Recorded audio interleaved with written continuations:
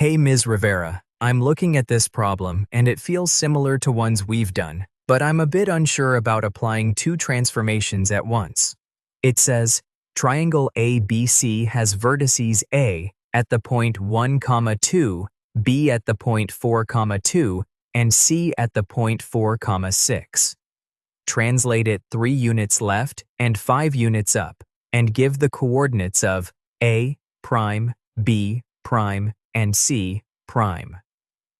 I'm wondering if there's a specific order to doing the left and up changes, or if it doesn't matter. That's a great observation, Cody. This problem looks like two separate steps, but the cool thing about translations is that they actually combine into one smooth operation. Let's break down what we're given and what we need to find. We have the starting coordinates for triangle ABC, and we need to find the new coordinates for triangle A, prime B, prime C, prime after it's translated. Before we get to the numbers, what does it mean for a geometric figure to be translated?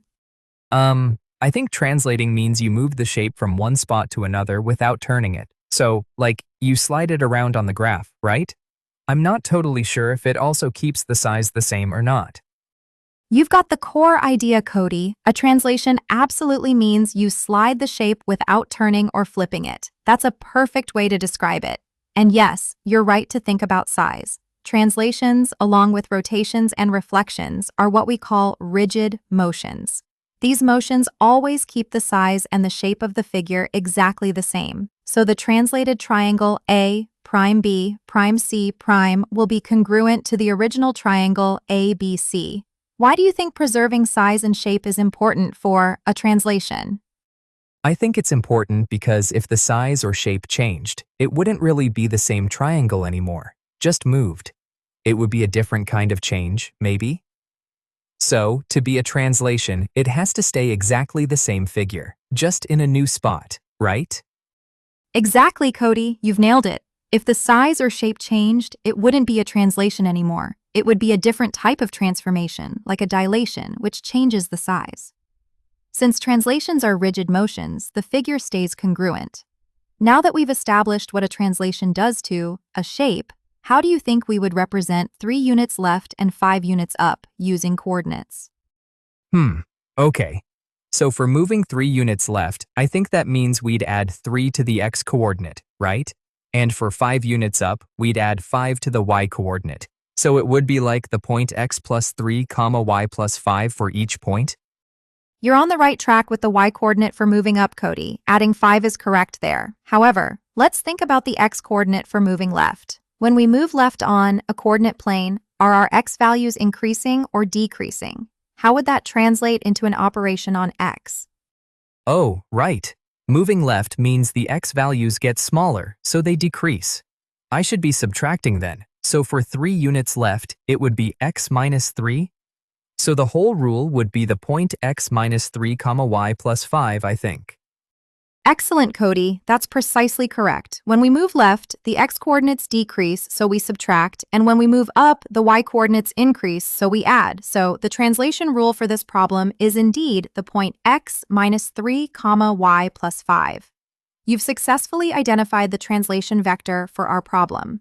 Now that we have this rule, how would you apply it to find the coordinates of A prime from A at the point 1, 2? Okay, so for point A, which is the point 1, 2, I'd take the x-coordinate 1 and subtract 3, which gives me negative 2.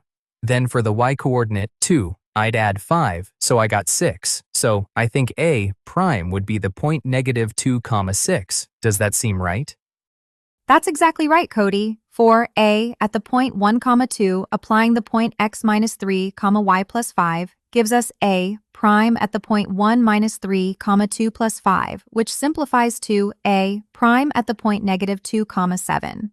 You've correctly calculated the new coordinates for A prime. Now, can you apply the same translation rule to find the coordinates of B prime from B at the point 4, 2 and C prime from C at the point 4, 6? Okay, so for B at the point 4, 2, I'd do 4 plus 3 for the x, so that's 7, and then 2 plus 5 for the y, which is also 7. So B prime would be the point 7, 7. For C at the point 4, 6, I'd do 4 minus 3 for x, that's 1. And then 6 plus 5 for y, which is 11. So C prime is the point 1, 11. Is that right for both of them? You're very close, Cody. Let's break down each point. You correctly found C prime as the point 1, 11. Great job with that one. However, let's re-examine your calculation for B prime. Remember, our rule is the point x minus 3, y plus 5. For B, at the point 4, 2, what happens to the x-coordinate when you subtract 3 from 4? Oh, right. I added instead of subtracting again for the x part of B. My bad. So for B at the point 4, 2, it should be 4 minus 3, which is 1. And the y part was 2 plus 5, so that's 7. So B prime should actually be the point 1, 7. Yes, that's it. You've got it now.